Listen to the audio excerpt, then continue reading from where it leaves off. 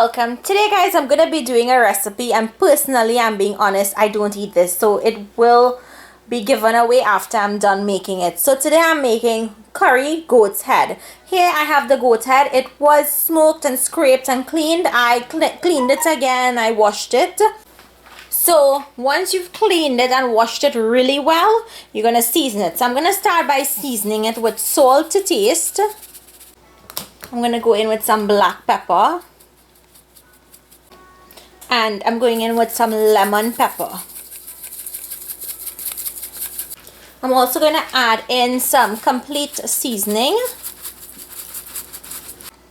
To this I'm going to go in with some chopped onions, and I'm going to go in with some strong green seasoning. Now on my channel I have two green seasoning. I have a basic green seasoning, and then I have one where there's a lot of oregano or broadleaf thyme in it. I prefer using that broadleaf thyme when I'm doing a lot of gamey meat or wild meat or meats that have a really strong pungent scent.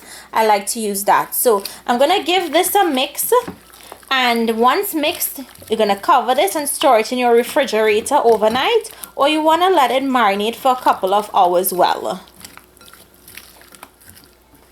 Okay, now we're going to cook our goat head. So I've put up a pot on medium-low heat, and I've already put in some oil. To that I'm going to add some methi or fenugreek seeds and some cumin or geera seeds.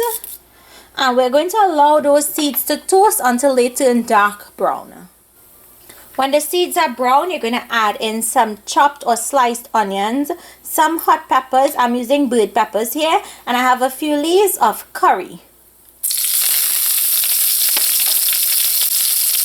You want to be careful when you throw those in because it can splatter and you can get burned.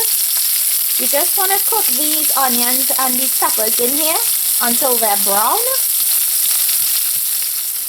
Okay, after the onions are brown, and I let my onions get really dark brown for this, I'm going to add in the curry powder. I have a combination of curry powder, amchar masala, jeera, and hot and spicy curry powder in there. All the ingredients will be listed down below. Now I'm going to toast this here on low heat for about 20 seconds. Make sure your heat is on low because you don't want to burn the curry powder. Now I'm going to go in with some water.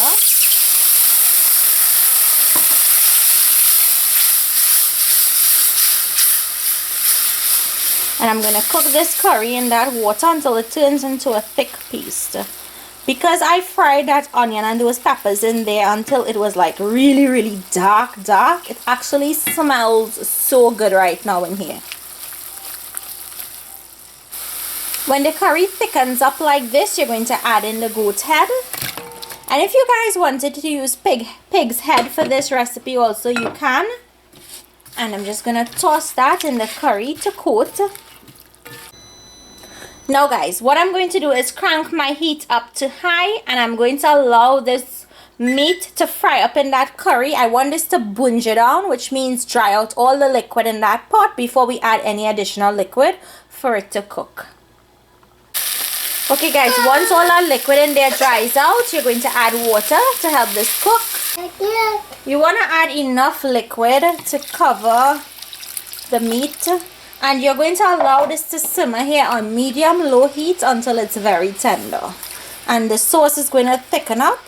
If you want it saucy, well then you'll leave it with sauce. And if you want it to eat as cutters, you'll let the sauce dry down and get really thick. So guys, the sauce has thickened up, and this is how I want it. So I'm going to switch this off. This is now ready. All you have to do is taste it and adjust your salt accordingly. I'm sorry, but I'm not going to taste this. I'm going to leave it for someone else to taste it.